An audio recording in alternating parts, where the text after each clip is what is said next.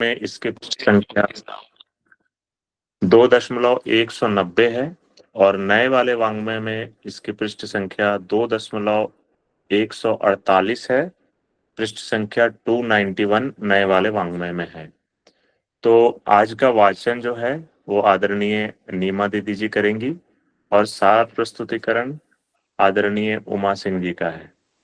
तो मेरा निवेदन है दीदी, अगर आप लोग उपस्थित हैं तो कृपया अपना वीडियो और अपना माइक दोनों ऑन कर लेंगे।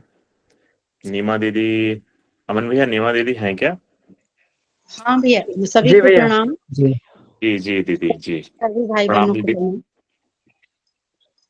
दीदी अपना वीडियो ऑन कर लें।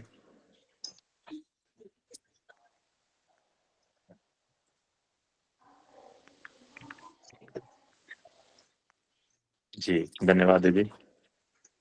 तो वाचन आरंभ कर सकते हैं हम लोग। सभी भाई बहनों को प्रणाम भैया। आत्मा को उत्कृष्ट वातावरण का लाभ दिया जाए। आमतौर से भौतिक जीवन ही व्यवहार में आता है और उसी की भली बुरी प्रतिक्रियाएं मन पर छाई रहती है। संसारी लोगों की प्रमुख अभिरुचि शारीरिक वासना के उपभोग तथा मानसिक संग्रह तृष्णा में जकड़े रहना है। अहंकार का परिपोषण ही महत्व का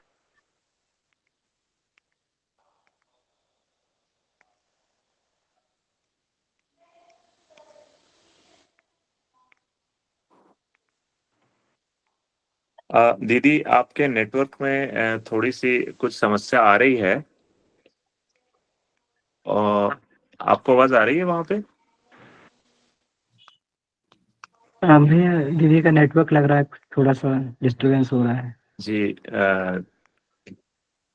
तो अमन भैया ये चैप्टर भी काफी लंबा है, मुझे लगता है। जी जी तो नीमा दीदी आप सुन पा रही हैं क्या हम लोगों को? दीदी। हाँ दीदी का हैंग हो गया।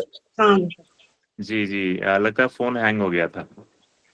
दीदी हाँ हाँ आपको ये चैप्टर थोड़ा लंबा है, आप जहां भी लगे आपको कि कोई दूसरे भी पढ़ सकते हैं, उसके आगे आप बता देंगी तो हम लोग फिर आगे देख लेंगे उसको। ठीक है दीदी, ठीक आप है। आरंभ कर ठीक सकती है हैं। भैया। जी तो जी सारी दीदी। लोगों की प्रमुख अभिरुचि शारीरिक वासना के उपभोग तथा मानसिक संग्रह तृष्णा में जकड़े रहना है। अहंकार का परिपोषण ही महत्वाकांक्षाओं का केंद्र होता है। निर्वाह की आवश्यकताएं स्वल्प होते हुए भी मनुष्य वासना, तृष्णा और अहंता से प्रेरित होकर निरंतर व्यस्त रहता है। उसकी पूर्ति के साधन जितने जुटते हैं, आकांक्षाओं की आग उतनी ही तीव्र होती जाती है। फलतः मानव जीवन जैसे सुर दुर्लभ अवसर का अधिकांश सार तत्व इसी की भगदड़ एवं आपाधापी में लग जाता है।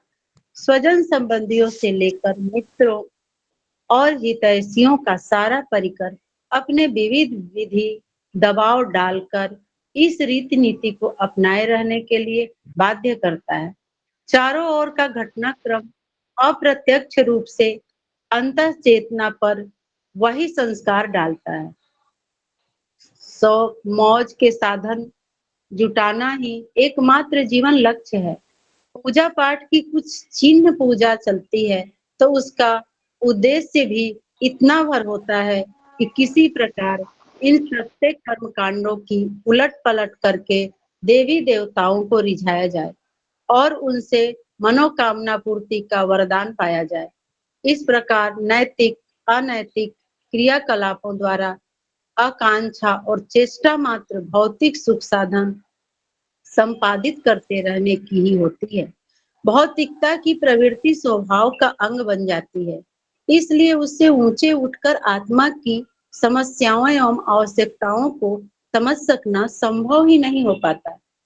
यदि व्यक्तित्व का वह अंश जिसे अंतरात्मा कहते हैं को भी महत्व दिया जाए और उसके परिष्कार एवं परिपोषण की भी आवश्यकता समझी जाए, तो फिर नए वातावरण में अपने को रखते रहने के साधन जुटाने पड़ेंगे। बहिरंग जीवन बाह्य परिस्थितियों और व्यक्तियों से ही बनता है, ढलता है। आमतौर से मनुष्य का व्यक्तित्व गुण कर्म स्वभाव उसी ढांचे में ढला होता है जैसा कि वातावरण उसे मिला है। यदि आध्यात्मिक जीवन का महत्व समझा गया है और उसकी उपलब्धियों के प्रति आकर्षण उत्पन्न हुआ है, तो उसका एकमात्र उपाय यही है कि उच्च स्तरीय वातावरण में रहने का भी साधन जुटाया जाए। ऐसी प्रभावोत्पादक परिस्थितियों का निर्माण किए बिना मात्र पढ़ने सुनने से व्यक्तित्व को भौतिकता की प्रगाढ़ जकड़न से छुड़ाकर आत्मिक चेतना उभारने की दिशा में प्रगति कर सकना किसी भी प्रकार संभव नहीं हो सकेगा। कठिनाई यह है कि प्रभावोत्पादक आध्यात्मिक वातावरण कहीं ढूंढ ही नहीं मिलता। तथा कथित योगाश्रमों का बाह्य स्वरूप भर आध्यात्मिक लगता है, भीतर घुसते ही वहां भी वे ही प्रवृत्तियां नए परिवेश में काम कर रही होती हैं, जिनसे छूटने के लिए इन आश्रमों का सहारा लिया गया था। एकांत गुफा में रहने की कल्पना और भी जटिल है। वहां निर्वाह की सामान्य आवश्यकताएं भी स्वावलंबन पूर्वक नहीं जुट सकती। इसके लिए किन्हीं सहारा तकना पड़ता है। फिर सामान्य जीवन में अनेक काम अनेक काम परिवार परिवारिक लोग कर देते थे अथवा पैसा देकर दूसरों से करा लिए जाते थे, पर एकांत जीवन में वह सारे अनभ्यस्त झंझट स्वयं ही ओढ़ने पड़ते हैं। शरीर यात्रा की आवश्यकताएं ही इतनी बड़ी चढ़ी होती हैं। दीदी एकाकी दीदी जीवन का अधिकांश समय लक्ष्मी दीदी नीमा दीदी आप कंटिन्यू रखिए। जी जी, वो मुझे लगा लक्ष्मी दीदी का माइक ऑन हो गया था वो, हाँ कोई इस नहीं। वजह से। जी सामान्य जीवन में अनेक काम परिवारी लोग कर देते थे अथवा पैसा देकर दूसरे से करा लिए जाते थे, पर एकांत जीवन में वह सारे अनव्यस्त झंझट स्वयं ही ओढ़ने पड़ते हैं। शरीर यात्रा की आवश्यकताएं इतनी बढ़ी चढ़ी होती हैं कि एकाकी जीवन का अधिकांश समय उसी का ताना बाना बुनने में लग जाता है। इससे इस प्रयोजन में भारी अड़चन उत्पन्न होती है, जिसके लिए कि घर छोड़ने और एकांत में रहने का जोखिम उठाया गया था। प्राचीन काल की परिस्थितियां अब नहीं रही। ऋषि मुनियों के समय वाले सुविधाजनक वन जंगल नहीं रहे और न वैसा स्वल्प संतोषी कष्ट साध्य क्रम अपना कर ही प्रसन्न रह सकने की मन स्थिति है। ऐसी दशा में आत्मिक वातावरण प्राप्त करके अंत चेतना के परिष्कार का उपयुक्त साधन जुटा पाना बड़ा कठिन पड़ता है। कुछ संत सज्जन मनीषी तत्वज्ञानी संसार में हैं तो, पर उनकी एक कठिनाई अत्यधिक व्यस्तता होती है। स्पष्ट है कि जिसने जीवन का मूल्य समझा है वह अपनी श्वासों में से प्रत्येक को रत्न राशि से बढ़कर मानेगा और एक एक क्षण का श्रेष्ठतम उपयोग करने के लिए योजनाबद्ध रीति नीति अपनाए होगा। उसे निश्चित रूप से समय की कमी रहेगी। कम से कम इतना अवकाश उसे किसी भी प्रकार नहीं मिलेगा जब किसी अध्यात्म मार्ग के जिज्ञासु की सुविधा एवं इच्छा के अनुरूप अपना समय देता रह सके। ऐसे महामानवों के दर्शन, प्रणाम, आशीर्वाद जितने स्वल्प संपर्क से ही जनसाधारण को संतोष करना पड़ता है। कभी सामूहिक प्रवचन का लाभ भी मिल सकता है, पर प्रभावोत्पादक वातावरण तो निरंतर एकाकी संपर्क से ही संभव होता है। आध्यात्मिक प्रगति के आवश्यक साधनों में ऐसा प्रभाव उत्पादक संपर्क एवं वातावरण आवश्यक है, जिसके सहारे लगभग वैसे ही संस्कार बन सके, ऐसे नहीं जैसे कि संसारी वातावरण ने अंतस चेतना को भौतिकता के रंग में सराबोर कर दिया है और लोभ मोह के बंधनों से में मजबूती के साथ जकड़ लिया है। सच्चा आत्मोत्कर्ष इस प्रकार की सुविधा जुटाए बिना और किसी प्रकार संभव हो ही नहीं सकता। इस दिशा में प्रथम चरण स्वाध्याय का है। महामानव तत्वदर्शियों के साथ संपर्क, मिलना और उनके अंतःकरण के साथ चाहे जिस समय चाहे जितनी देर तक लिपटे रहना इसी सरल उपाय से संभव हो सकता है, जिसे स्वाध्याय के नाम से जाना जाता है। जीवित, निकटस्थ अथवा दूरस्थ मनीषियों के साथ चाहे जिस विषय पर खुले मन से विचार विनिमय करते रह सकना इसी उपाय से संभव हो सकता है। इसलिए शास्त्रकारों ने स्वाध्याय का महत्व भजन से कम नहीं वरन बढ़कर बताया है। स्वाध्याय आत्मा प्रमिदतव्य श्रुति वचन में सदुद्देश्य रीति नीति अपनाने वाले के प्रति कठोर अनुशासन निर्दिष्ट किया है। किसी भी कठिनाई में स्वाध्याय से प्रमाद मत करो। जिस प्रकार नित्य स्नान, मंजन, कपड़े धोना, बुहारी लगाना, बर्तन साफ करना नित्य कर्म में सम्मिलित रहते हैं, उसी प्रकार स्वाध्याय को भी अध्यात्म परिष्कार का दैनिक अनिवार्य कर्म कृत्य माना जाना चाहिए। मूढ़ता हर उपयोगी तत्व को निरर्थक बना देती है। गुड़ गोबर होने की उक्ति को मूढ़मती ही चरितार्थ करते हैं। स्वाध्याय के नाम पर कथा पुराणों के पन्ने उलटते रहने वालों को भी कमी नहीं है। ऐसे विवेकवान कम हैं जो यह समझकर स्वाध्याय करते हैं कि आज की अपनी आंतरिक विकृतियों और समस्याओं का समाधान करने के लिए युग के अनुरूप आदर्शवादी विचार प्रक्रिया क्या हो सकती है। हर युग की अपनी स्थिति होती है। अब से हजारों वर्ष पूर्व जो परिस्थितियां थी, उनके अनुरूप कथा पुराण बने हैं। अब न तो वे परिस्थितियां हैं और न उन समाधानों से कोई काम चलता है। ऐसी दशा में स्वाध्याय के लिए सामयिक समाधान प्रस्तुत करने वाले साहित्य को चुनने के अतिरिक्त और कोई उपाय नहीं। घिसी पिटी लकीर पीटते रहने और अमुक पुस्तक को बार बार घोटते पीसते रहने से स्वाध्याय का लाभ तो मिलेगा नहीं, समय की बर्बादी भर होगी। इतने से ही कोई आत्म प्रवंचना करके संतुष्ट हो ले तो बात दूसरी है। अंतरात्मा को उच्च स्तरीय भाव संवेदना, उत्कृष्ट विचारणा एवं आदर्शवादी क्रियाकलाप अपनाने की प्रेरणा देने वाले तीनों तत्व इसमें अन्न, जल और वायु की तरह मिले हुए हो तो समझना चाहिए आत्मिक क्षुधा निवृत्ति और समीचीन प्रगति के साधन जुटे। यह कार्य सत साहित्य के सहारे जितनी अच्छी तरह हो सकता है, उतना और किसी प्रकार नहीं। स्वाध्याय का एक प्रकार है पठन और दूसरा श्रवण। कथा, प्रवचन, सत्संग का प्रचलन इसी प्रयोग के लिए हुआ है। अशिक्षा की कठिनाई एवं स्वयं निष्कर्ष निकालने में असमर्थता की कठिनाई का हल इन उपायों से सरलता पूर्वक निकल आता है। इसीलिए कथा प्रवचनों का पुण्य एवं महात्म्य पूरे उत्साह के साथ बताया गया है। सभी धर्म क्षेत्र में कथा पुराणों का श्रद्धा पूर्वक पठन श्रवण पुण्य फलदायक माना जाता है और उस प्रकार के प्रयोजनों में बहुत समय तथा धन लगाया जाता है। स्वाध्याय दृश्य प्रक्रिया है, उससे नेत्रों के सहारे पुस्तक पढ़ी जाती है। कथा श्रव्य है, उसमें सद्विचारों को काल के सहारे मस्तक तक पहुंचाया जाता है। दोनों का प्रतिफल एक ही है, मानसिक चेतना को उत्कृष्ट वातावरण प्रदान करना, विकृतियों और दुष्प्रवृत्तियों का परिमार्जन करना।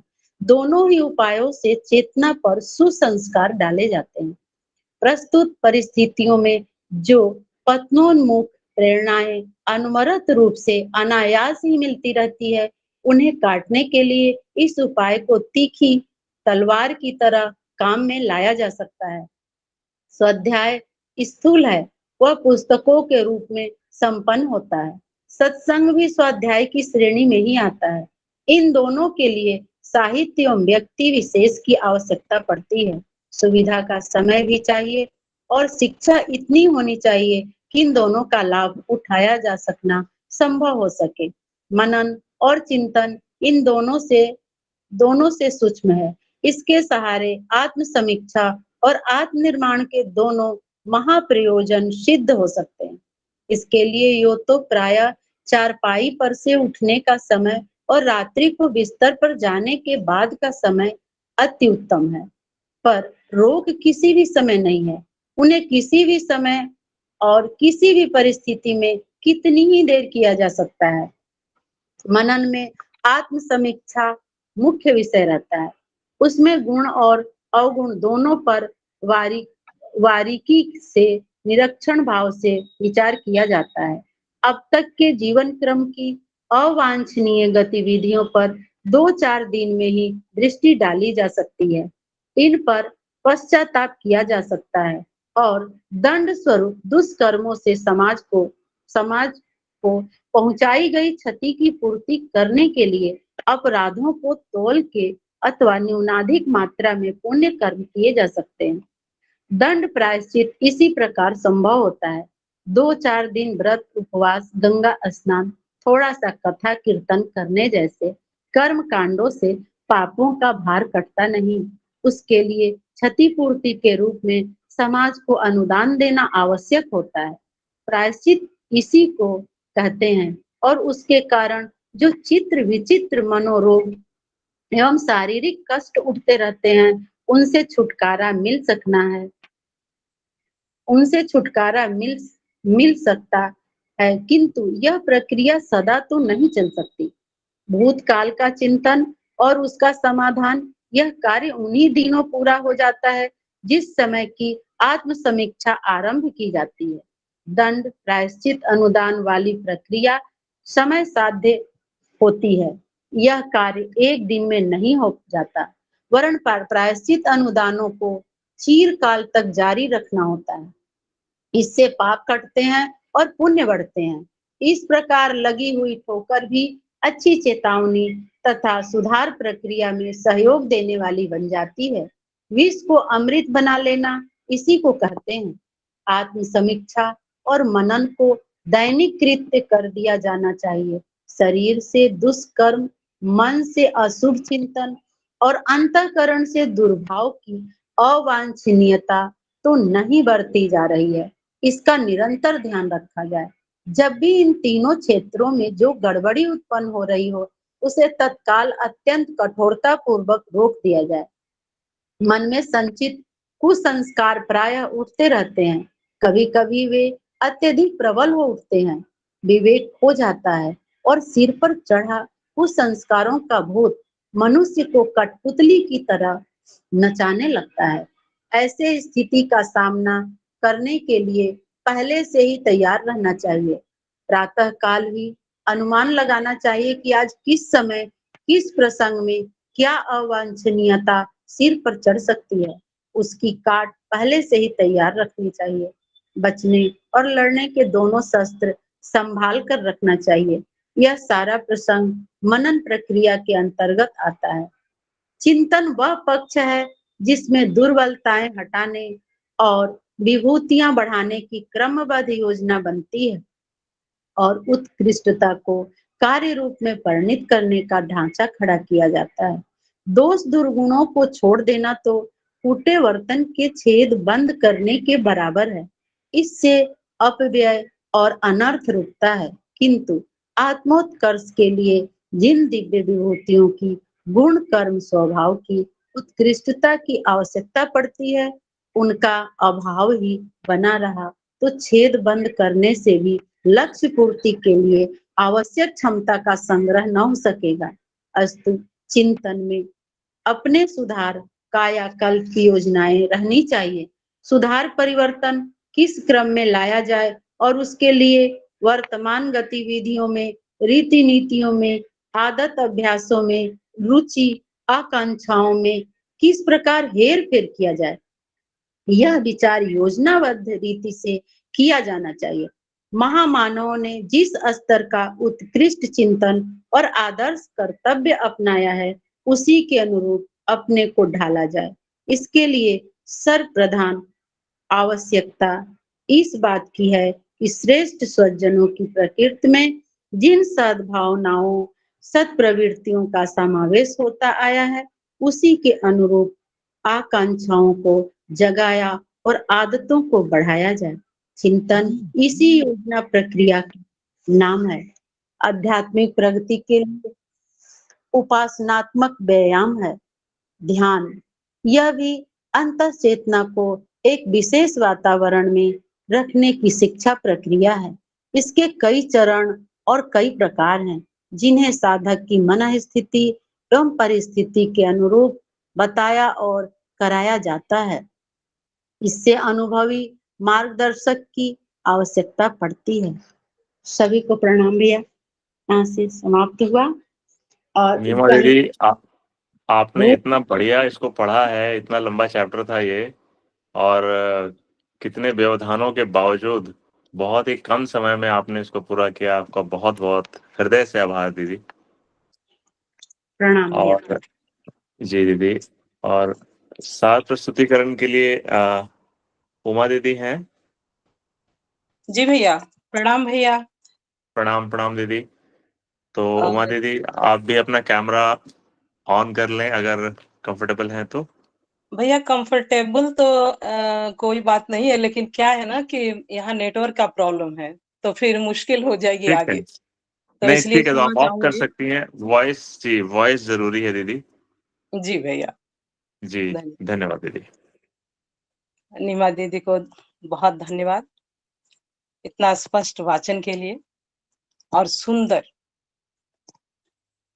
अब आते हैं हम विषय वस्तु पे। आज का टॉपिक है आत्मा को उत्कृष्ट वातावरण का लाभ दिया जाए। तो हम सभी जानते हैं, जिस स्तर की चीजें, जितनी बहुमूल्य चीजें हम लेने जाएं, उसका मूल्य चुकाना ही पड़ता है उस स्तर से।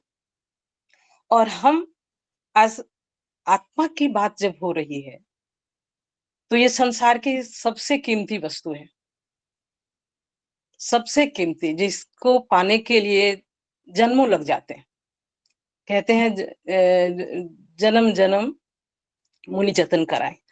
तो उस स्तर का वातावरण हमें कम से कम शुरुआती, अगर हम आत्म तत्व की प्राप्ति के लिए प्रयासरत हैं, तो उस तत्व की प्राप्ति के लिए क्या आवश्यक है, किस तरह का वातावरण हमें चाहिए, किस तरह का आचरण हमारा होना चाहिए, किस तरह का हमारे मन का, विचार का रख रखाव, भाव का रख रखाव चाहिए, उस वातावरण के हमें जुटाने का प्रयास करना है। और आइए अब आगे बढ़ते हैं गुरुदेव के साथ। जैसे उनकी उंगली पकड़ के उनकी लेखनी के साथ हम लोग चले।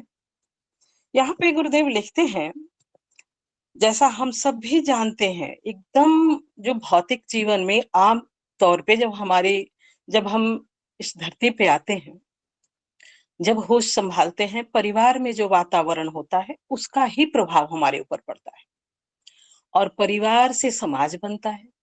तो जिस तरह की मतलब प्रचलन या संस्कार या रख रखाव सांसारिक लोगों की जो अभिरुचि होती है, शारीरिक वासना में, तृष्णा, अहंता की पूर्ति में, वो ही देख के हम सब भी, हमारे ऊपर भी उसी तरह का संस्कार छाए रहता है, या एक तरह से कह सकते हैं कि आधिपत्य जमा लेता है। और इन्हीं पूर्ति के साधन जितने जुटते हैं, वो क्या करते हैं, हम जितना ही इस साधन को जुटाते हैं, इन आकांक्षा की पूर्ति में, तृष्णा की पूर्ति में, अहंता की पूर्ति में, पुष्टि में, वो आकांक्षाओं की आग उतनी ही तीव्र होती जाती है। फलतः होता क्या है, ये सुर दुर्लभ मानव तन जो हमारा है, हम उसके ध्येय से भटक जाते हैं और बस इस सांसारिक उलझनों में उलझ के रह जाते हैं, जिसमें हमारे स्वजन संबंधी, हितैषी, मित्र, वो भी विविध प्रकार के दबाव डालते हैं। मतलब अगर कोई निकलना भी चाहे, तो इवन मैंने देखा है कि एक पति पत्नी बैंगलोर में थे, तो मतलब चूंकि एयरफोर्स एरिया में हम लोग रहते थे, तो वहां गायत्री हवन वगैरह होता है। तो भाई साहब, छोटी सी बात है, वो भाई साहब बहुत मतलब डिवोटेड थे। उनकी पत्नी चूंकि भाई दूसरे परिवेश से आई हैं, भौतिकता बहुत ही ज्यादा मतलब बढ़ चढ़ के, यानी मतलब एक तरह से वो उसमें रमी हुई रहती थी। तो उनको एक भय सा होने लगा कि मेरा पति संन्यास न ले ले। तो वो इस तरह का दबाव वो हम लोगों के पास, सबके पास आती थी। मैंने कहा डरती क्यों है, ये संन्यास नहीं है। गुरुदेव का जो वो है, वो हमारे गुरुदेव ने गृहस्थ को तपोवन बनाने की बात की है। गृहस्थ में ही तपश्चर्या करना है, गृहस्थ में ही हमें एक तपस्वी जीवन जीना है, और यहीं पे खेलने कूदने की बहुत सारी चीजें हमें मिल जाती है। गृहस्थ जीवन में जो प्लेटफॉर्म हमें मिलता है, अपने अंदर हर तरह के लोग और अपने अंदर के जो विचार हैं, अपने अंदर के देवासुर संग्राम जो है, जो दिन रात हर तरह के, हर स्तर के लोग हमारे घर में है, 5 सदस्य हैं, 5 तरह के हैं, उसके साथ लड़ने का, वो खेलने का, जैसे पहलवान जो है वो मल्ल के जब युद्ध मैदान में ही वो मल्ल युद्ध करना सीखता है, घर में बैठे कोई सिर्फ खाने से पहलवान नहीं होता। तो उस तरह से, तो जिस तरह हम हर तरह के खान पान ये सब की तैयारी करते हैं, इस भौतिक जीवन के तैयारी, जिस तरह के शरीर, गुरुदेव यहाँ लिखते हैं कि चारों ओर के घटनाक्रम अप्रत्यक्ष रूप से अंतःचेतना पर वही संस्कार डालता है कि शौक मौज साधन जुटाना ही एकमात्र जीवन लक्ष्य है, और पूजा पाठ चिन्ह पूजा जो किया जाता है, कर्मकांडों का इधर उधर, वो जस्ट देवी देवताओं को रिझाया जाए और उनसे मनोकामना पूर्ति का वरदान पाया जाए। तो इसमें क्या होता है कि भौतिकता की प्रवृत्ति स्वभाव का अंग बन जाती है, इसलिए उसे ऊंचे उठकर आत्मा की समस्याएं एवं आवश्यकताओं को समझ सकना संभव ही नहीं होता है। यदि व्यक्तित्व का वह अंश जिसे अंतरात्मा कहते हैं को महत्व दिया जाए और उसके परिष्कार एवं परिशोधन की आवश्यकता समझी जाए। अब कहाँ है बात, यहाँ ये है कि भौतिकता से ऊपर उठकर पूर्व जन्म के संसार के तहत कहें, या कभी कभी स्वजनों के, सत्संगियों के संपर्क में आने से जब हमारे अंतर ये एक भाव उत्पन्न होता है, एक तरह से कहें कि एक लालसा या एक पुकार उत्पन्न होती है कि हम मतलब हमारे अब इस अध्यात्म की जर्नी को आगे बढ़ाया जाए, तो परिष्कार एवं परिशोधन की आवश्यकता समझी जाए, तो फिर नए वातावरण में अपने रहने के साधन जुटाने पड़ेंगे। गुरुदेव यहाँ लिखते हैं कि भौतिकवादी जहाँ पूरे सभी रचे पचे हों, वहां हमें या तो वहां हमें उस स्तर का वातावरण तैयार करें, वरना अपनी जहां ये व्यवस्था बनती है वहां की व्यवस्था बनाई जाए। मैंने देखा है कि अगर आप कहीं भी, जैसे हम शांति कुंज जाते हो, कहीं भी जहाँ पे यही चर्चा का विषय हो, या कहीं सत्संग में बैठते हैं, कहीं शक्तिपीठ में कोई प्रोग्राम हो या कुछ हो, हम जाते हैं उस दिन सुनने, तो क्या होता है, उस उतने देर के लिए हम उसी में डूब जाते हैं, रम जाते हैं, और फिर घर पे आने पे जहाँ वो वातावरण है, धीरे धीरे कुछ देर तो रहता है, फिर धीरे धीरे हम वो हमारा वो भौतिकतावादी का जो वातावरण है वो हावी होने लगता है। इसलिए गुरुदेव यहाँ लिखते हैं, और जो यहाँ भी दिया गया जो शीर्षक में है कि वातावरण का लाभ दिया जाए, यानी हमें उस तरह का माहौल बनाना ही पड़ेगा, हमें उस तरह की स्थिति उत्पन्न करनी ही पड़ेगी जहां हमारे इसका व्यक्तित्व का विकास हो, जहां हमारी आध्यात्मिक प्रगति के साधन जुट पाए। तो आमतौर से मनुष्य का व्यक्तित्व गुण कर्म स्वभाव उसी ढांचे में ढला होता है। कहाँ, किस ढांचे में? भौतिकतावादी, जो बाह्य परिस्थितियों बाह्य परिस्थितियों के अनुसार जो अपने आप को ढाले हुए रहता है, तो उसी साँचे में ढला होता है जैसा कि वातावरण उसे मिला है। यदि आध्यात्मिक जीवन का महत्व समझा गया, यहाँ पे दिशा परिवर्तन की बात हो जा रही है, और उसकी उपलब्धियों के प्रति आकर्षण उत्पन्न हुआ। दो चीजें गुरुदेव यहाँ लिखते हैं कि महत्व अगर समझ में आ गया और उसके प्रति आकर्षण उत्पन्न हुआ, तो उसका एकमात्र उपाय यही है कि उच्च स्तरीय वातावरण में रहने का साधन जुटाया जाए। यानी हमें उस तरह का वातावरण अगर हम नहीं बना पाते हैं, तो वैसे वातावरण के लिए हमें मतलब अगर विस्थापित भी होना पड़े,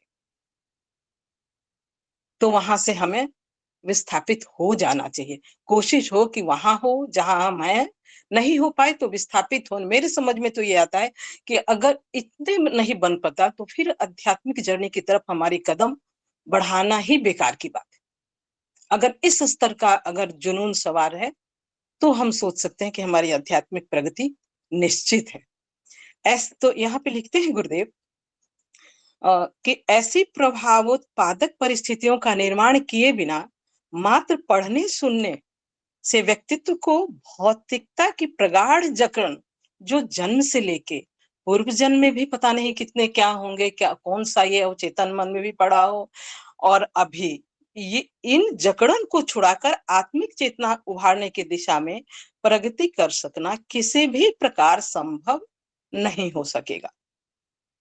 कठिनाई यह है, अब क्या है कि ठीक है, हम वातावरण आध्यात्मिक प्रगति की तरफ चले तो हम उस तरह के वातावरण को, उस तरह के प्रभावोत्पादक आध्यात्मिक वातावरण ढूंढे। तो गुरुदेव लिखते हैं कि कठिनाई यह है कि यह कहीं ढूंढे नहीं मिलता। क्या होता है, तथाकथित योगाश्रमों का बाह्य स्वरूप पर आध्यात्मिक लगता है, बाह्य स्वरूप भर आध्यात्मिक लगता है।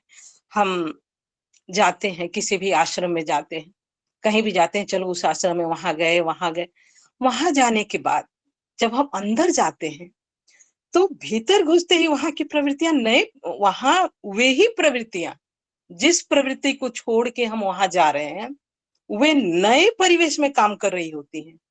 कहीं पे भौतिकता में अगर हमारा जो काम है अहंता की पूर्ति का है, साधारण ये में अगर हम वासना तृष्णा की पूर्ति का कर रहे हैं, तो योगाश्रमों में मेरे ख्याल से अहंता का बहुत रहता है, इसकी होड़ बहुत रहती है अंदर जाने पे। तो यहाँ पे गुरुदेव कहते हैं कि जिन परिस्थितियों से हम वातावरण को ढूंढने नहीं मिलता, जहां से हम छोड़ के आए वहां दूसरी जगह पे, वहां घुसते ही वहां कि वे ही प्रवृत्तियां नए परिवेश में काम कर रही होती हैं, जिनसे छूटने के लिए इन आश्रमों का सहारा लिया गया। दूसरा है, लोग कहते हैं चलते हैं जंगल में, वहां भी गुरुदेव ने लिखा है कि शरीर यात्रा के लिए, जीवन यापन के लिए बहुत सारी व्यवस्थाएं करनी पड़ती है, जहां वहां भी ये संभव नहीं बन पाता है। आज के समय में गुरुदेव लिखते हैं कि प्राचीन काल की परिस्थितियां अब नहीं रही, ऋषि मुनियों के समय वाले सुविधाजनक वन जंगल नहीं रहे, और न वैसे स्वल्प संतोषी, ये बहुत मतलब मार्केबल लाइन है कि एक तो पहले जैसी परिस्थितियां नहीं रही वन जंगल में, जहां फल फ्रूट सब जल्दी मिलते थे। अब तो ऊंचाई बढ़ती जा रही है सैलानियों के चक्कर में। और यहाँ पे क्या लिखते हैं कि और न वैसी स्वल्प संतोषी कष्ट साध्य क्रम अपनाकर भी प्रसन्न रह सकने की मन स्थिति है। यानी हमारे जो साधक है, उनकी मन स्थिति भी उस कष्ट को सहने लायक अभी नहीं है। तो ऐसी दशा में आत्मिक वातावरण प्राप्त करके अंतस चेतना के परिष्कार का उपयुक्त साधन जुटा पाना बड़ा कठिन पड़ता है। अच्छा, यहाँ पे आगे गुरुदेव लिखते हैं कि अगर कुछ संत सज्जन मनीषी तत्वज्ञानी संसार में हैं तो, पर उनकी एक कठिनाई अति व्यस्तता होती है।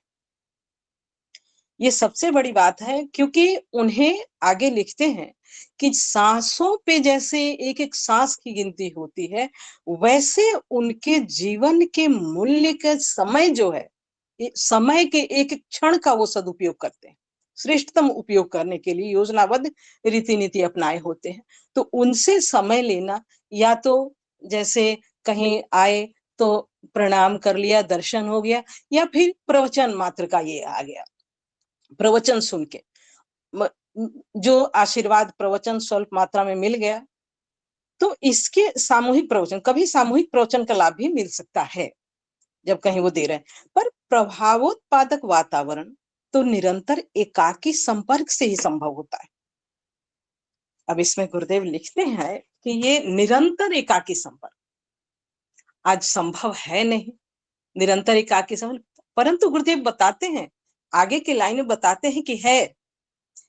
तो आत्मिक प्रगति के आवश्यक साधनों में ऐसा प्रभाव उत्पादक संपर्क एवं वातावरण आवश्यक है, जिसके सहारे लगभग वैसे ही संस्कार बन सके, ऐसे नहीं जैसे कि सांसारिक वातावरण ने अंतश्चेतना को भौतिकता के रंग में सरोवार कर दिया है, लोभ मोह के बंधन में मजबूती के साथ जकड़ दिया। अब यहाँ पे लिखते हैं कि सच्चा आत्मोत्कर्ष इस प्रकार की सुविधा जुटाए बिना और किसी प्रकार संभव हो ही नहीं सकता।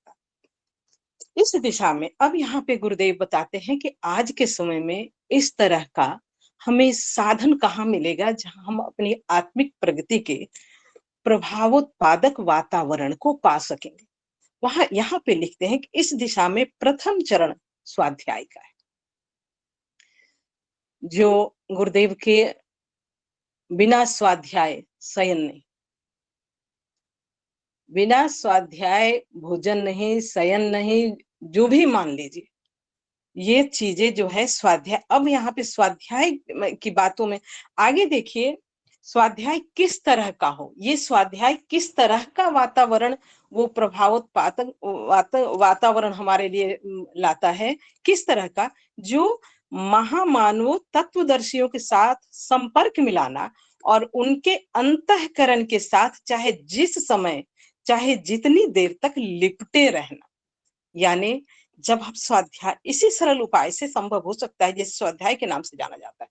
यानी स्वाध्याय जब हम करें तो हमारी भावना ये हो कि हम गुरुदेव के साहित्य को पढ़ रहे हैं, तो हम हमेशा ये फील करें कि गुरुदेव हमारे सामने उपस्थित हैं और हम उनके विचार से सरोबार एकदम जैसे कह रहे हैं ना कि अंतःकरण के साथ, मतलब उनकी अंतस चेतना से जो विचार आ रहे हैं उससे हम सरोबार हो रहे हैं।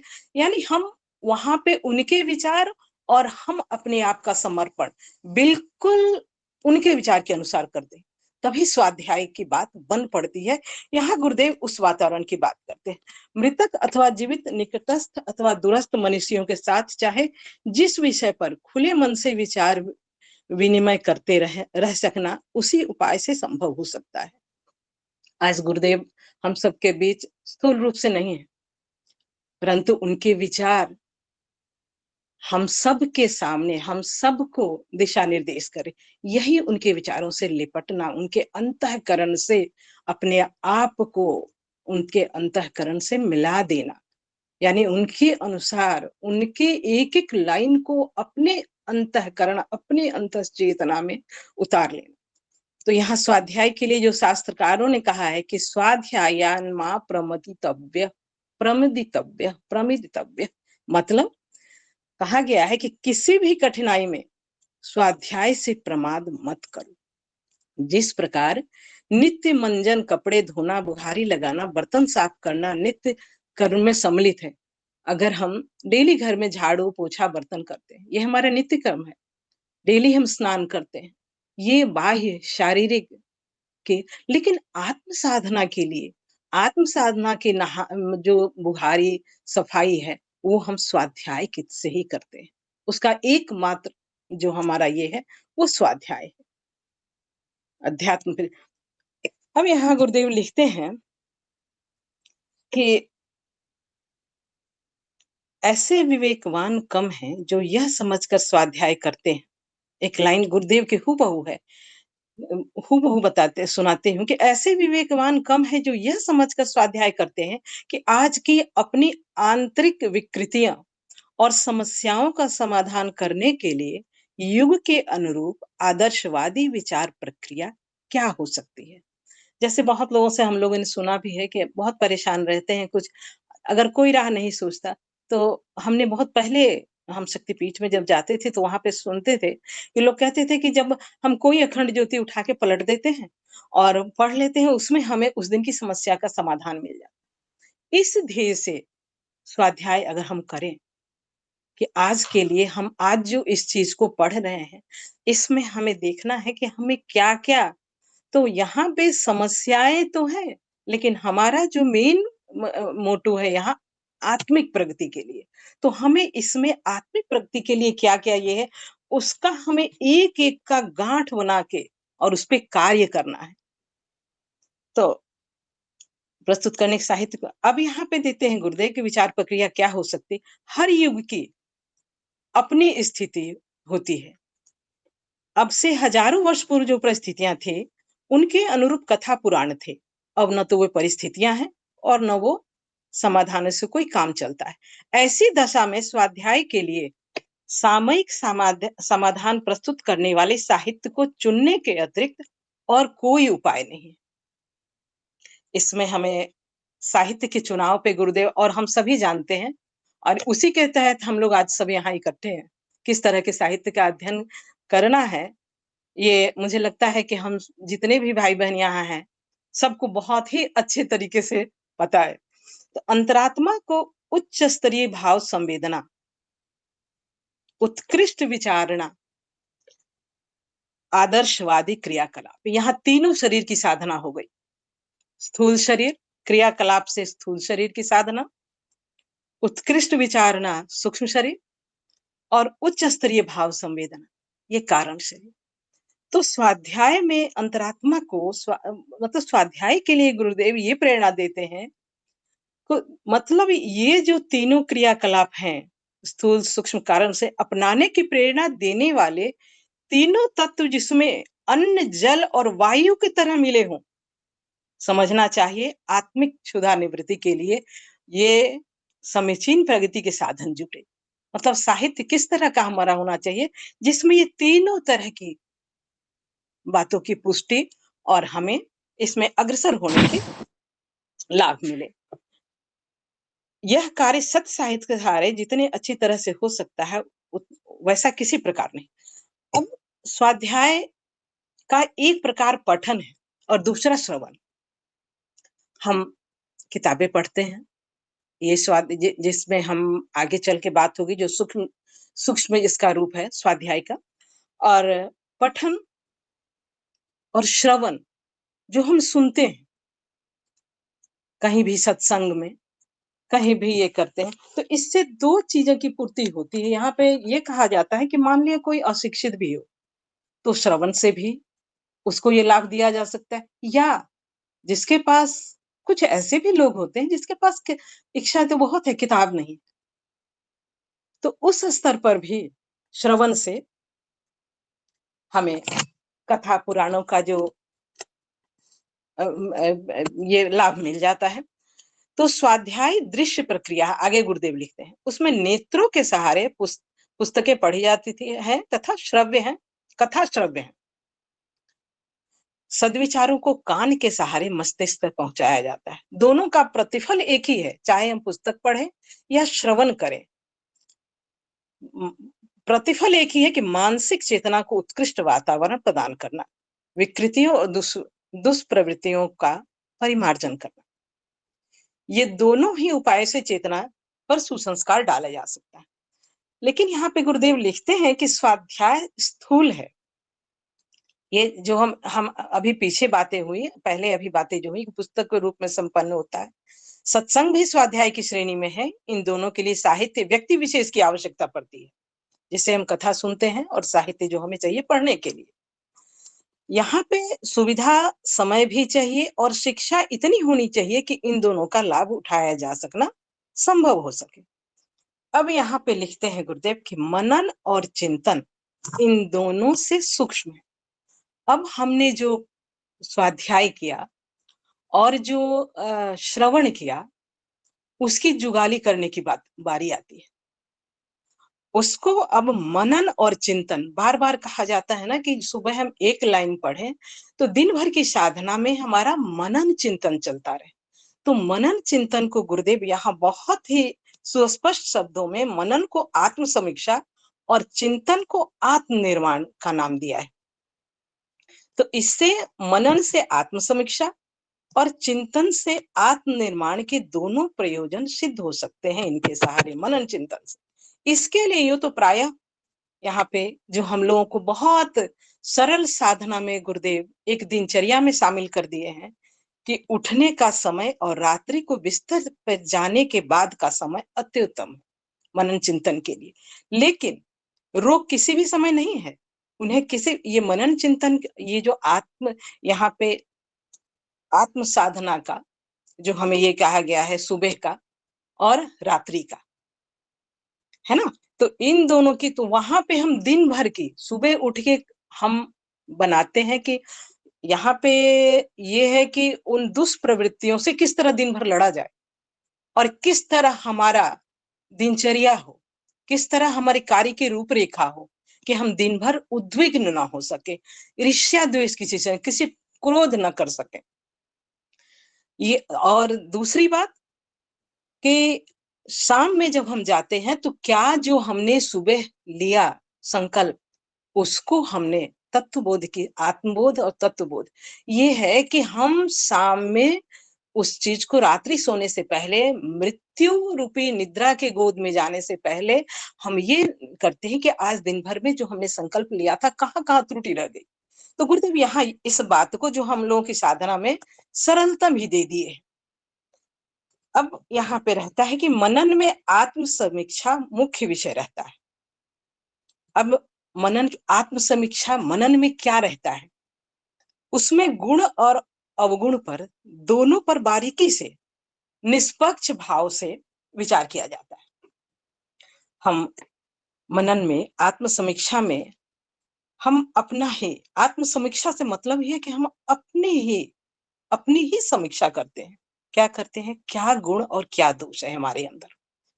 क्या कहा जाता है कि अगर हम जप में, ध्यान में, मैंने सुना है गुरुदेव के भी प्रवचन में और आदरणीय बाबूजी भी कहते हैं कि ध्यान में भी अगर अपना गुण दोष दिखने लगे तो सोचो ध्यान सधने लगा।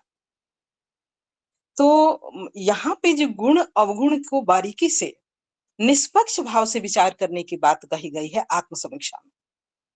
अब तक के जीवन क्रम की अवांछनीय गतिविधियों पर 2-4 दिन में ही दृष्टि डाली जा सकती है। गुरुदेव यहाँ लिखते हैं कि अभी मान लिया हम अतीत से भी बातें करते हैं, अगर हम बैठते हैं 2 दिन 3 दिन तो अतीत की बातों को भी हम कहाँ कहाँ गलती किए हैं बहुत जल्द सारी चीजें हमें स्मरण आ जाती। तो गुरुदेव लिखते हैं कि जीवन क्रम के अवांछनीय गतिविधि पर 2-4 दिन में ही दृष्टि डाली जा सकती है, उन पर पश्चाताप किया जा सकता है और दंड स्वरूप दुष्कर्मों के से समाज को पहुंचाई गई क्षति की पूर्ति करने के लिए अपराधों को तोल कर अधिक मात्रा में पुण्य कर्म दिए जा सकते हैं। यहाँ गुरुदेव तपश्चर्या में जो हम लोगों के यहाँ ये किए कि जिस प्रदातव्य में बताए, फिर जो हम ये क्या जहां हम अपनी बात अपने गुरु के सामने जब हम कहते हैं तो वहां पे हम ये प्रण भी लेते हैं कि अगर हम कोई गलती किए हैं तो या तो जितनी क्षति पहुंचाए उस स्तर से ज्यादा ही हम भरपाई करें। दूसरी बात, हम कभी उस गलती को दोहराए ना। ये 2 चीज की बात की जाती है।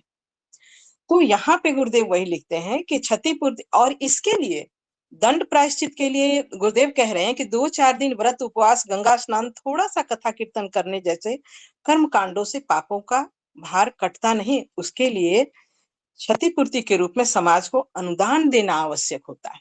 और ये अनुदान यहाँ आगे लिखते हैं गुरुदेव कि यह कार्य एक दिन नहीं हो जाता। आगे लिखते हैं यह वरण प्रायश्चित अनुदानों को चिरकाल तक जारी रखना होता है। इससे पाप कटते हैं और पुण्य बढ़ते हैं। इस प्रकार लगी हुई ठोकर भी अच्छी चेतावनी और सुधार प्रक्रिया में सहयोग देने वाली बन जाती है। विष को अमृत बना लेना उसी को कहते हैं। आत्म समीक्षा को, मनन को दैनिक कृत्य कर दिया जाना चाहिए। शरीर के दुष्कर्म, मन से अशुभ चिंतन, शरीर से दुष्कर्म, मन से अशुभ चिंतन और अंतःकरण से दुर्भाव की अवांछनीयता तो नहीं बरती जा रही। यहाँ पे हम ध्यान देते हैं तीनों शरीर से। अब यहाँ पे आत्म समीक्षा में, मनन में ये करना है कि कहीं इन चीजों में हम लापरवाही तो नहीं बरत रहे। इसका निरंतर ध्यान रखा जाए, तभी इन क्षेत्रों की गड़बड़ी, जब भी इन तीनों क्षेत्रों में जो गड़बड़ी उत्पन्न हो रही हो उसे तत्काल अत्यंत कठोरता पूर्वक रोक दिया जाए। अब यहाँ कठोरता पूर्वक गुरुदेव लिखते हैं कि अत्यंत कठोरता पूर्वक। क्यों? क्योंकि मन में संचित कुसंस्कार प्रायः उठते रहते हैं। कभी कभी वे अत्यधिक प्रबल हो उठते हैं, विवेक हो जाता है और सिर पर चढ़ा कुसंस्कार का भूत मनुष्य को कठपुतली की तरह नचाने लगता है। तो ऐसी स्थिति का सामना करने के लिए पहले से ही तैयारी करनी है। प्रातः काल ही अनुमान लगाया जाना चाहिए कि आज किस समय, किस प्रसंग, क्या अवांछनीयता सिर पर चढ़ सकती है। तो ये सारी चीजें जो हम इसके बारे में, जो अवेयरनेस हमारी होती है, जो जागरूकता हमारे अंदर आती है, ये सारी चीजें मनन यानी आत्म समीक्षा के अंदर आती है। अब दूसरा पक्ष है चिंतन, जो स्वाध्याय का दूसरा सूक्ष्म पक्ष है। मनन और चिंतन जो सूक्ष्म पक्ष है, उसमें अब दूसरा पक्ष है चिंतन। चिंतन वह पक्ष है जिसमें दुर्बलताएं हटाने, विभूतियां बढ़ाने के क्रम की योजना बनती है, क्रमबद्ध योजना बनती है और उत्कृष्टता को कार्य रूप में परिणित करने का ढांचा खड़ा किया जाता है। मतलब दुर्बलता हटाए, विभूतियां को बढ़ाने। अब पहले तो खोज खोज के अपनी सारी दोष दुर्गुण को हम हटाने का प्रयास करते हैं, रोक लगाने का। अब क्या है कि उनको हटाया तो वहां कुछ तो प्रत्यारोपण किया जाए, वहां विभूतियां बढ़ाने की क्रमबद्ध योजना बनती है। उत्कृष्टता को कार्य रूप में परिणित करने का ढांचा खड़ा किया जाता है। वो उत्कृष्टता क्या है? 22 हो गया। वो उत्कृष्टता क्या है? मानवोचित, जो हमारे ऋषि मुनियों ने अपनाया, सेवा, धर्म, दया, करुणा, ये भावना जो हमारे ऋषि मुनियों, ये जो हमारे मानव के लिए जो उचित, हमारा मानवोचित जो हमारा स्वभाव होना चाहिए। चिंतन में गुरुदेव लिखते हैं कि ये लक्ष्य पूर्ति जो होता है, ये हमारा उत्कृष्टता को कार्य रूप में परिणित करने का है। चिंतन में अपने सुधार, कायाकल्प की योजनाएं रहनी चाहिए। सुधार परिवर्तन किस क्रम से लाया जाए और उसके लिए वर्तमान गतिविधियों में, यहाँ गुरुदेव लास्ट में जो कंक्लूजन दे रहे हैं कि कैसे कैसे कहाँ कहाँ हम परिवर्तन करें, गतिविधियों में किस तरह, रीति नीतियों में, आदत अभ्यासों में, रुचि आकांक्षाओं में किस तरह का हेरफेर किया जाए, यह विचार योजनाबद्ध रीति से किया जाना चाहिए। महामानवों ने जिस स्तर का उत्कृष्ट चिंतन और आदर्श कर्तव्य अपनाया, उसी के अनुरूप अपने को ढाला जाए। अभी तक की जो हम आपस में हम सबकी चर्चा हुई, ये साधनात्मक प्रक्रिया थी जो हमें साधना करनी, ये पग पग पर पहनी दृष्टि रखनी है अपने आप पे। अब गुरुदेव आगे लास्ट में लिखते हैं कि आत्मिक प्रगति के लिए उपासनात्मक व्यायाम, ये हम साधनात्मक व्यायाम की अभी चर्चा हो रही थी, अब उपासनात्मक व्यायाम जिसमें हम अपने आप को अपने इष्ट के, अपने ईश के समीप ले जाते हैं, उसका नाम गुरुदेव ने ध्यान दिया। ध्यान वो प्रक्रिया है, यहाँ पे आत्मिक प्रगति के लिए उपासनात्मक व्यायाम ध्यान है। यह भी अंतस चेतना को एक विशेष वातावरण में रखने की शिक्षा प्रक्रिया है। इसके कई चरण और कई प्रकार हैं जिन्हें साधक की मन स्थिति एवं परिस्थिति के अनुरूप बताया और कराया जाता है। उसमें अनुभवी मार्गदर्शक की आवश्यकता पड़ती, जैसा कि गुरुदेव के साधना के कई हैं। पहले शुरुआती दौर में हम लोग अमृत वर्षा करते थे, उसके बाद 3 शरीर का हुआ, धीरे धीरे पंचकोश का, अब पंचकोश के बीच में एक दिन साप्ताहिक कुंडली जागरण का भी होता है। तो ये मार्गदर्शक के संरक्षण में होता है या फिर साधक अपने स्तर का मूल्यांकन गुरुदेव के द्वारा दी गई कसौटी पे कसता है, उसके अनुसार वो बढ़ाता है। जी भैया, समय बहुत हो गया, क्षमा चाहूंगी, लेकिन टॉपिक थोड़ा लंबा था और त्रुटि के लिए क्षमा चाहूंगी। आप सबको बहुत बहुत धन्यवाद। जी उमा दीदी, बहुत बहुत आभार। बिल्कुल समय की बाध्यता रही, नहीं तो लग रहा था कि और आधा घंटा इस क्लास के लिए होना चाहिए था। तो बिल्कुल समय बर्बाद न करते हुए मैं सीधा अमन भैया से निवेदन करूंगा कि भैया एक बार आप इसमें हमारा मार्गदर्शन करेंगे। बहुत ही मतलब हमारे साधना की क्लास का ये निचोड़ है भैया, आज का जो अध्याय है। जी भैया। जी भैया, पहले तो उमा दीदी को, नीमा दीदी को और उमा दीदी को बहुत बहुत आभार आज के वाचन के लिए और सार प्रस्तुतिकरण के लिए, और आपको बहुत बहुत आभार आज के कक्षा के संचालन के लिए। तो मैं यही इसमें इसको गंभीरता पूर्वक पढ़ने का प्रयास कर रहा था, सुनने का प्रयास कर रहा था कि ये पूरा का पूरा जो है गुरुदेव ने तो वही, अगर हमें सबसे पहली बात तो गुरुदेव ने ये कही है कि आत्मिक प्रगति के लिए एक ऐसा वातावरण मिलना आवश्यक है जिससे हमारे जो गुण कर्म स्वभाव में सुधार आ सके, क्योंकि वातावरण का बड़ा प्रभाव रहता है हमारे गुण कर्म स्वभाव के ऊपर। जैसा वातावरण होता है वो बलात् हमारे अंदर जो है उस प्रकार की वृत्तियों को, उस प्रकार के कर्मों को बलात् जो है वो उसमें जिसको ये कहना चाहिए एक उत्प्रेरक का काम करता है। तो वातावरण बहुत आवश्यक है, लेकिन गुरुदेव ने इसका ये भी बताया इसमें कि वातावरण आवश्यक तो है, लेकिन आज के समय में वैसा वातावरण मिले कहाँ पर। हम लोग, और वास्तव में बड़ी ये बहुत ही गहन समस्या है ये, कि वातावरण अगर खोजने के लिए जाए, घर में तो वैसे भी, इसमें गुरुदेव ने भी कहा है कि सारे जो सगे संबंधी और मित्र नातेदार रिश्तेदार जो सब होते हैं, ये तो उसी वासना तृष्णा अहंता के आसपास ही अपने कार्यों को करने के लिए प्रेरणा देते हैं और चाहते हैं उसी में लगे रहें। तो अब इसके बाद में अब क्या किया जाए। तो फिर गुरुदेव इसमें बताते हैं कि अगर घर छोड़ने की भी बात है तो एकांत में जो है बात नहीं बन सकती है, क्योंकि एकांत वाली परिस्थितियां आजकल नहीं है। घर पर रह के तो ये है कि बहुत सारा अवलंबन हमारा जो है रहता है दूसरों के ऊपर, तो इसलिए बहुत सारे काम हमारे दूसरों के सहयोग से हो जाते हैं। अब एकांत में जाएंगे तो और भी ज्यादा परेशानियां होंगी। अब मान लीजिए हमें भोजन बनाने की आदत नहीं है, हमें जो है वहां पर अपने काम करने की आदत नहीं है, तो और ज्यादा समस्या पैदा हो जाएगी हमारे लिए। और दूसरी बात यह है कि अगर ऐसा कोई वातावरण ढूंढा जाए तो गुफा और जंगल में तो कम से कम नहीं रहा जा सकता। कहीं योगाश्रमों वगैरह में भी आजकल जो तथाकथित हैं, उनमें भी तलाशा जाए तो वहां पर भी जो है ये अभाव है इसका।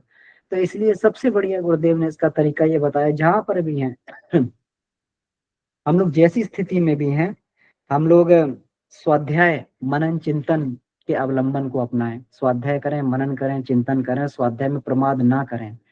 किसी भी तरीके से स्वाध्याय में प्रमाद नहीं होना चाहिए।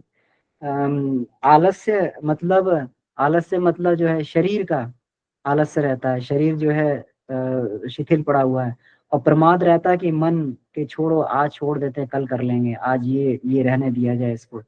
तो स्वाध्याय में प्रमाद सबसे बड़ा बाधक होता है। तो आत्मिक प्रगति के लिए हमें जो है ये स्वाध्याय का अवलंबन करना बहुत आवश्यक है। महापुरुषों की बात की जाए तो महापुरुषों का भी उतना अवलंबन नहीं मिल पाता, क्योंकि उनके पास भी समय का अभाव रहता है और ना ऐसे महापुरुष अभी इस समय में हैं। स्वाध्याय एकमात्र। अब स्वाध्याय के नाम पर भी इसमें ये कहा है कि साधक को स्वाध्याय उस चीज का करना चाहिए जिससे विवेकपूर्ण स्वाध्याय करके आज के परिप्रेक्ष्य में उन समस्याओं का समाधान मिल सके। हम लोग करते तो हैं पुराणों का, और ये पाठ करते हैं, लोग भागवत पुराण में सुनते हैं, लेकिन उसको उस दृष्टि से आज जो सुना जा रहा है केवल कथा के रूप में। कोई कोई विवेकपूर्ण साधक ऐसे होते हैं कि जो उसमें से अपने तथ्य निकाल सकते हैं। इसलिए स्वाध्याय वैसा चुनना चाहिए जिसमें आज की समस्याओं का समाधान जो है बिल्कुल, जिसको कहना चाहिए कि जिसको बिल्कुल तैयार रूप से जिसको प्रस्तुत किया गया हो। और गुरुदेव का पूरा साहित्य इसी परिप्रेक्ष्य में लिखा गया है, आज की समस्याओं के परिप्रेक्ष्य में। और हम अपनी प्रगति को आज की समस्याओं से जूझते हुए और हम अपनी प्रगति कैसे करें, तो हमें सत साहित्य का स्वाध्याय करना चाहिए, प्रतिदिन करना चाहिए। फिर उसमें मनन चिंतन की बात ये कही गई है। तो मनन चिंतन जो है हमारी प्रक्रिया, मनन और चिंतन की सूक्ष्म प्रक्रिया है। सुनने, स्वाध्याय में सुनने की और जो है पढ़ने की दोनों ही बातें हैं। पढ़ने और सुनने दोनों से स्वाध्याय होता है, दोनों से चित्त की शुद्धि होती है। एक एक से हम आंखों के द्वारा अपने अंदर विचारों को ले जा रहे हैं, दूसरे में हम कानों के द्वारा ले जा रहे हैं। दोनों ही महत्वपूर्ण इसमें गुरुदेव ने बताया है। उसके साथ में सूक्ष्म स्तर का जो स्वाध्याय होता है, मनन चिंतन हमें जरूर करते रहना चाहिए। स्वाध्याय भी अधूरा है जब तक हम मनन चिंतन ना करें। तो मनन चिंतन करके हमें ये देखना अपने आत्म, जिसको ये बोला गया है कि इसमें हमें आत्मचिंतन करते रहना चाहिए, आत्म समीक्षा करते रहना चाहिए। तो आत्म समीक्षा हम लोग करते रहेंगे तो हमें पता रहेगा कि कौन कौन सी समस्या हमें परेशान कर रही है। और ये बहुत बड़ा तथ्य है जो गुरुदेव ने आगे चल के उपासना को, जो ध्यान को एक उपासनात्मक व्यायाम बताया है। ये बहुत बड़ा तथ्य है। अगर हम चिंतन मनन से अपनी समीक्षा करके और अपनी बुराइयों को पिन पॉइंट कर लेंगे, क्योंकि सबसे बड़ी बात है कि हम अपनी बुराइयों को, कौन सी बुराई हमें परेशान कर रही है। हो सकता है जिस बुराई के बारे में सोच रहे हैं उसके सतह में जाके उसका मूल कारण कोई और बुराई है। हम सतह का इलाज करते रहे और मूल में कुछ और है। तो इस स्तर तक हमें गहरी परतों में जाके देखना पड़ता है कि उसके मूल में क्या है। अगर बार बार हमारे अंदर काम वासना आ रही है तो ऐसा तो नहीं है कि कहीं हम अपने जीवा पे जो है बहुत चटोरेपन की आदत है, उसी के कारण काम वासना, अब हम लगे पड़े ब्रह्मचर्य का पालन करें, ब्रह्मचर्य, जीव तो हमारी जो कंट्रोल में नहीं आई। और जीव भी हमने अगर नमक का स्वाद भी छोड़ दिया तो ऐसा तो नहीं है कि हमें बिना नमक के जो है फिर हम स्वाद लेना चालू कर दिया। बहुत गहन उसको करके जो है उसको वो देखना पड़ता है जाके कि मूल में इसके कौन सी समस्या है जिसके ऊपर ये पेड़ खड़ा है। वहां जाकर हम अगर उसे समझ लेते हैं आत्मचिंतन मनन के द्वारा, तो फिर जो हमने ये कुकर्म हमसे हो चुके हैं, उसके लिए प्रायश्चित का विधान इसमें बताया गया कि बिना प्रायश्चित के मन निर्मल नहीं होगा और उस तरफ जाएगा नहीं। तो प्रायश्चित भी करना है साथ साथ में, और साथ में आगे पुण्य कर्मों का संवर्धन करने के लिए हमें एक नई उस पे इमारत खड़ी करने के लिए हमें आगे जो है आगे नए नए अभ्यास भी करते रहना है, योग अभ्यास भी करते रहना है, ध्यान के अभ्यास भी करते रहना है, ताकि हम जो है अपने अंतःकरण को आमूलचूल परिष्कृत करके और उस आत्मा को वो जो वातावरण दे पाए, क्योंकि हमारा परिष्कृत अंतःकरण ही आत्मा को इतना बढ़िया वातावरण दे सकता है कि हमें घर छोड़ के जाने की कहीं भी आवश्यकता नहीं है। इसमें गुरुदेव ने ही स्वाध्याय, मनन, चिंतन, ध्यान, इन सारे पक्षों पर जो है ये किया, और हमारा सौभाग्य है कि सारे पक्ष हम लोग को उपलब्ध है। जी बहुत बहुत आभार भैया।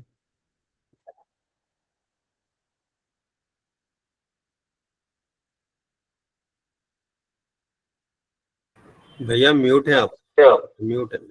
जी वैसे तो समय हो गया है अमन भैया, लेकिन अगर फिर भी किन्हीं का कोई प्रश्न है तो या कुछ कहना चाहते हैं तो 2 मिनट के लिए हम लोग रख सकते हैं।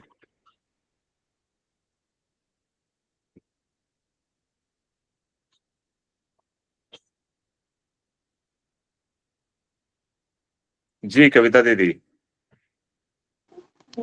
प्रणाम भैया। जी प्रणाम दीदी। प्रणाम दीदी, सभी को प्रणाम। भैया वो रात में सुबह जो मनन चिंतन के बारे में जो बात है, थोड़ा सा प्रकाश डालिए। खुद का मतलब स्वयं का मनन चिंतन कैसे क्या किया जाए। हाँ तो दीदी, इसको जो है आत्मबोध तत्वबोध की साधना बोलते हैं ना। तो आत्मबोध जी करने में इसमें जैसे गुरुदेव ने बताया कि हमारे ऊपर जब ये कुकर्म, हमारे कुसंस्कार जब हावी होते हैं, है ना, तो हमारा विवेक भी शून्य हो जाता है। तो उसके लिए गुरुदेव ने कहा कि सुबह उठ के ये देखा जाए कि कौन सा समय ऐसा है या कौन सी परिस्थितियां ऐसी बन रही हैं जहां हमारे कुसंस्कार जो है हावी होते हैं। फिर उसके लिए एक योजना बना ली जाए, है ना। सुबह उठ के ही आत्मदेव को प्रणाम किया जाए कि मेरा नया जन्म है, और फिर ये योजना बना ली जाए कि किसी भी प्रकार में विकृतियों को जो है अपने ऊपर हावी नहीं होने दूंगा। एक योजना पूरी बना के तैयार की जाए, अपने पूरे दिन भर के शेड्यूल को एक बार समीक्षा कर ली जाए कि कहीं कोई ऐसी तो नहीं है कोई विकृति मेरे अंदर घुस जाए कहीं से भी। तो ये पूरे शेड्यूल की समीक्षा करना जो है, इसको बनाना, ये सुबह आत्मबोध की साधना होती है। तत्वबोध की साधना में जो है इसको एक बार जो भी हमसे हुआ है, जितना हमने सुबह शेड्यूल बनाया था, क्या हम उतना पूरा कर पाए, और क्या जो हमने योजनाएं सोची थी और विकृतियों विकारों से बचने के लिए हमने जो प्लान बनाए थे, क्या सफल हो पाए। अगर नहीं हो पाए तो आत्मदेव से फिर क्षमा मांगनी चाहिए कि कल का दिन अगर हमारा हुआ तो कल हम नई तरीके से फिर जो है दोबारा इससे जूझना प्रारंभ करेंगे। जी दीदी, तो यही तत्वबोध की साधना हुई। जी भैया, मतलब अपने कमी को ही ढूंढना है और उसको निकालना है। जी बिल्कुल बिल्कुल दीदी, यही है। इसी को आत्मबोध और तत्वबोध कहते हैं दीदी। जी जी भैया, प्रणाम भैया, धन्यवाद। सभी भैया दीदी को प्रणाम। जी, सारा का सारा अध्यात्म का निचोड़ यही है, अपनी कमियों को ढूंढना और दूर करना है। जी जी भैया। धन्यवाद दीदी, धन्यवाद अमन भैया। तो अब समय काफी हो गया है, तो आज की कक्षा को हम लोग यहीं पर विराम देंगे। और आज का जो विषय था वो बहुत ही प्रगाढ़ विषय है। मुझे लगता है कि ये सरप्राइज किया है सब्जेक्ट।